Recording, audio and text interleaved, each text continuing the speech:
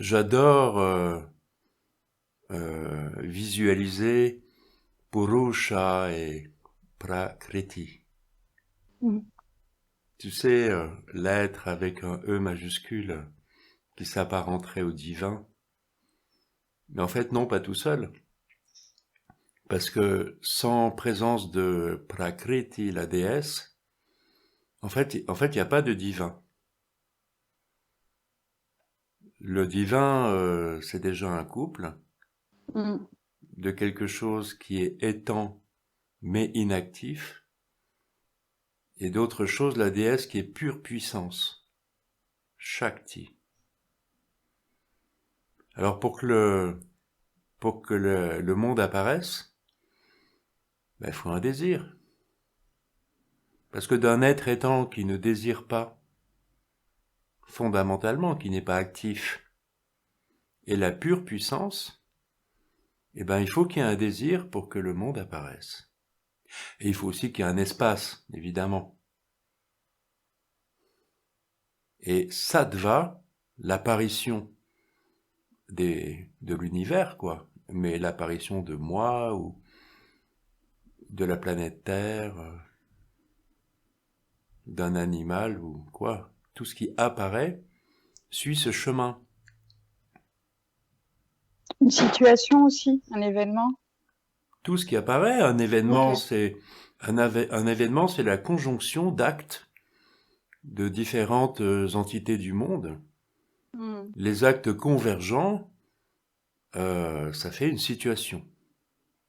Et si j'y participe, il y a des chances pour que j'ai quelque chose à y voir. Ce qui nous arrive à nous, qui sommes faits de mémoire du monde, c'est que lorsque nous participons à une action, lorsque advient dans notre espace mental quelqu'un, quelque chose, un événement, Mm. a tendance à apparaître du fond de nos entrailles une mémoire en rapport ou pas à cet événement.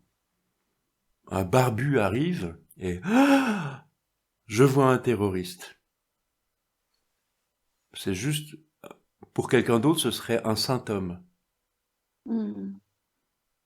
Parce que l'un et l'autre de ces personnages, l'un qui voit le terroriste, l'autre qui voit le symptôme, l'un et l'autre de ces personnages a, du fond de ses entrailles, du fond de son moi, un germe qui pousse instantanément, tu vois, d'une graine de mémoire. Et symptôme, terroriste, ça s'interpose. Et la relation n'est pas possible. Mm. Et c'est ça qui se passe avec nos désirs. C'est que nous agissons, nous connaissons, nous désirons en fonction de ce qui est déjà dans nos entrailles, bien plus qu'en fonction de ce qui est là. C'est dingue. Et des objets, le monde en comporte une infinité. Alors, nous désirons ceci, cela, une glace à la fraise, une voiture, être la plus belle en ce monde, je sais pas quoi, tu vois. Nous dispersons nos capacités de créer. Mm. Le monde se crée par le désir, mon monde se crée par le désir. Si mes désirs sont épars, Ouais. il va y avoir un monde flou. Mm. Oui. La question des enseignements de yoga, c'est avant tout de rassembler nos désirs épars dans un désir de connaître le monde, une curiosité. Ça, c'est vraiment le b.a.-ba. Et il y a, là c'est la voie de l'acte, mais il y a aussi la voie de la bhakti, qui est de tout laisser tomber et de s'en remettre à une autorité supérieure, de s'en remettre à une divinité, de s'en remettre à un maître, à un enseignement. C'est ce qu'on fait, nous, quand on est étudiant. Quand on est étudiant à la fac, en fait, bon, à la fac, on pivote. Justement, on pivote de cette condition d'étudiant à la condition de maîtrise. Et on finit par faire une maîtrise ou un master 1, master 2 et un doctorat après un professorat, quoi. Il y a ce truc de pivotement. Mais la question, c'est avant tout de rassembler mes désirs épars dans un désir de connaître véritablement ce qui advient, dans un désir, pourquoi pas, intermédiaire de connaître ces bijas-là, ces samskaras qui sont les mémoires, les bijas quand elles germent, les germes, quoi. Connaître ça, connaître mes bijas, c'est faire en sorte de ne pas être pris dans l'illusion par eux. Les bijas disparaissent quand ils sont vus. Je sais que c'est un bija, donc je vais pouvoir discerner et m'intéresser à ce barbu qui advient dans mon champ, entrer en relation avec lui. Donc la question, la question, c'est pas une question, le truc génial qui advient dans cette situation de connaissance, c'est que si je connais mieux mon jeu, que je n'y joue pas, que j'invente un nouveau jeu de désir animé par la curiosité, je vais commencer à connaître. Et ma relation avec ce barbu va générer quelque chose qui n'est pas un samskara, une graine qui va germer en bija. Le fait de connaître, c'est magique, on sait tous ça. Le fait de connaître, ça produit de la connaissance. Et la connaissance n'est pas une graine qui germe. La connaissance est mystérieux. La connaissance, c'est rien. Connaître, ça ne produit rien.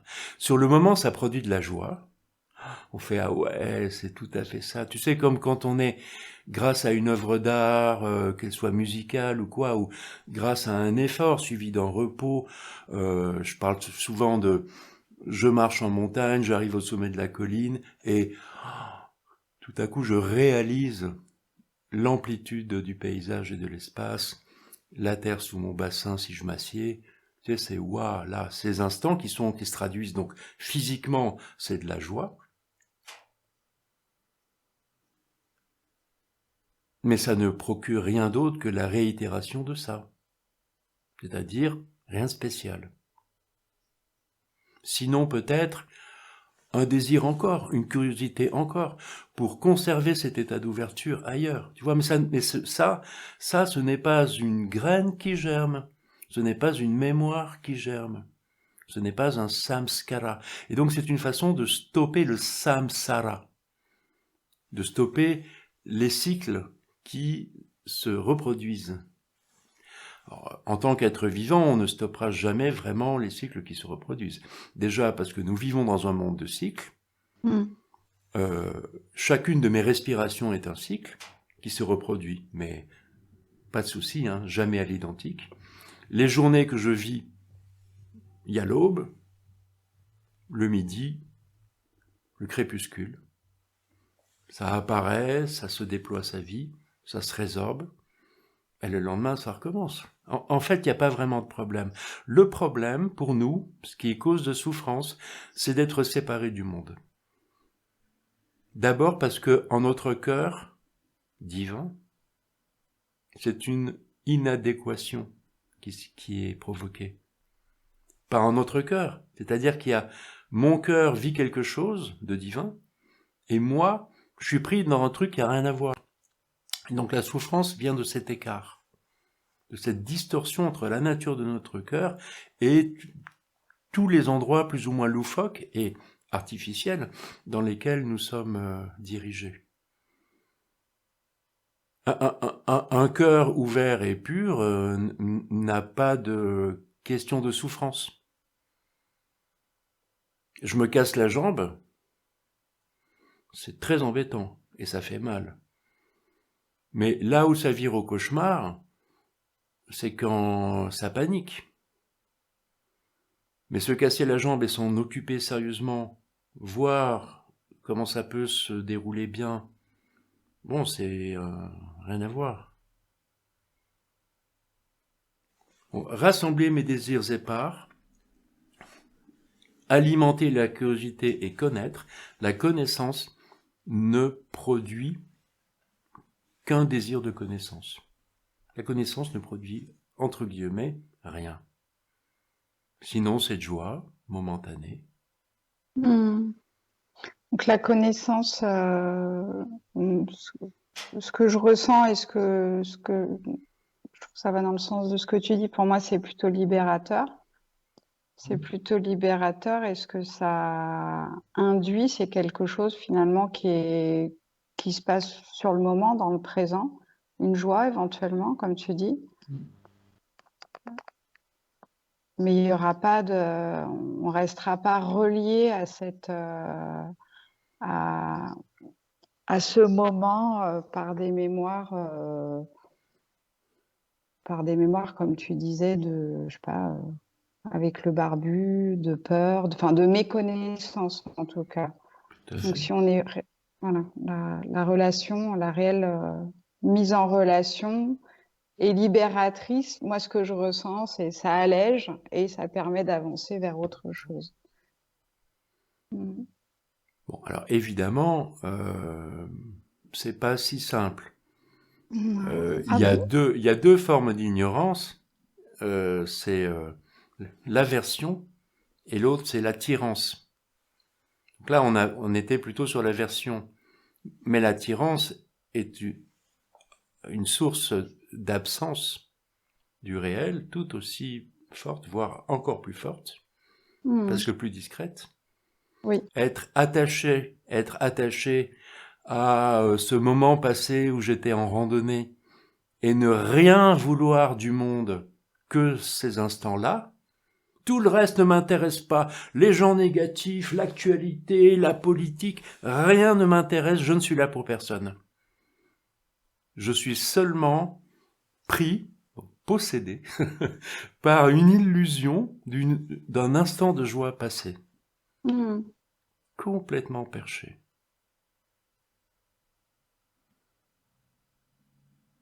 Alors je vais me mettre à la méditation et au yoga pour retrouver cet Éden, ce jardin d'Éden perdu, de plus en plus perché.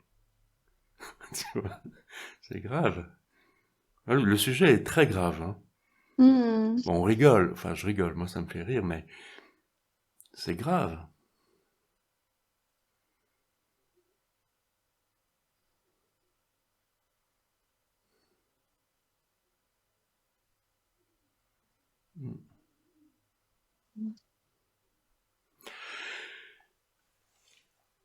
Dans cette question, dans cette question du désir, il y a un copier-coller sur la sexualité. Évidemment, euh, nous, on est des malins, alors on a été dans le général, tu vois. Mais normalement, quand on parle de désir, il y a la question donc de l'attrait, très fortement, de la séduction et de tout ce truc de la sexualité. Pour moi, idéalement, on aurait là aussi déjà tout dit, en fait, au départ. Et c'est pour ça que j'aime tellement revenir constamment à cette simplicité de karman, l'acte sacré, l'acte sacrificiel, c'est-à-dire sacré, c'est-à-dire cet acte essentiel qui est être, puissance, espace, désir. Et avec ce purusha, cet être, ou ce Shiva, si tu veux, et cette Shakti, qui, dans leur union, crée... Enfin, non, tu vois, je me fais choper par le français. Ce n'est pas une création, c'est que de cette union apparaît, de cette alchimie apparaît le monde. À l'échelle du petit humain, ce serait chouette d'envisager une sexualité, mais une relation entière, je veux dire. C'est la relation entière qui compte, qui soit à cette image. Et ce que j'entends pour le coup, c'est cette capacité créative. Si on pouvait se soucier dans nos relations amoureuses de créativité, d'agir de concert,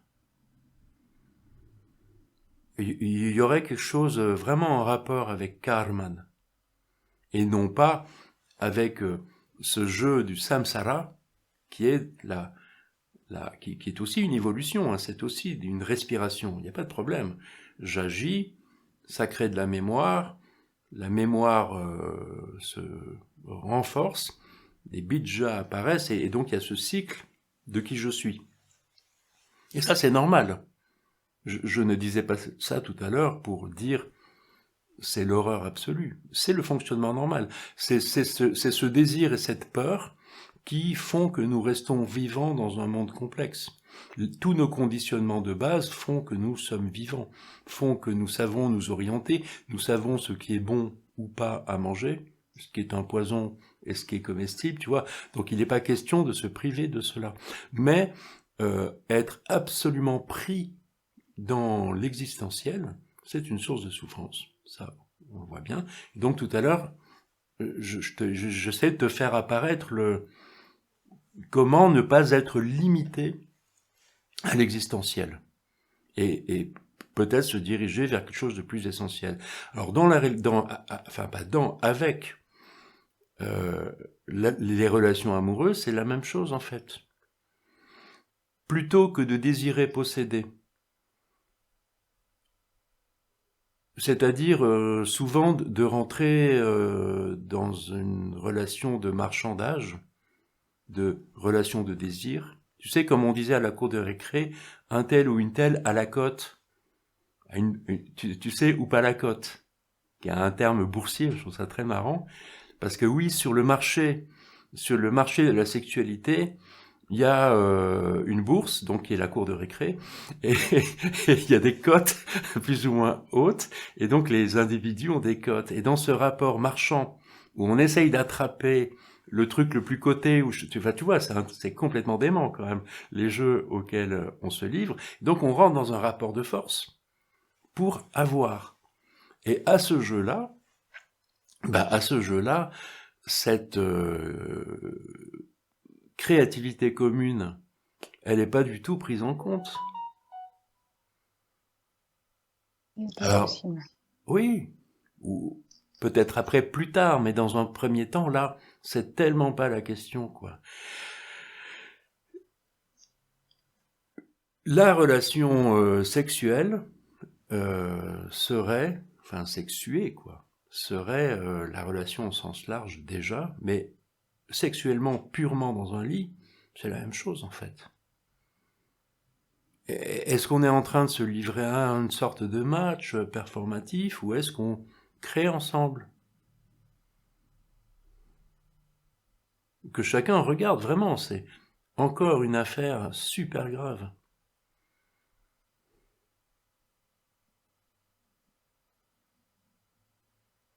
Ce pourquoi, tu vois, pour boucler la boucle, ce pourquoi revenir constamment au divin et à la déesse, et à ce qui se passe en vrai, et que mon existence puisse être orientée de cette façon divine, entre guillemets, mais pour être moins pompeux, moi je préfère parler de créativité,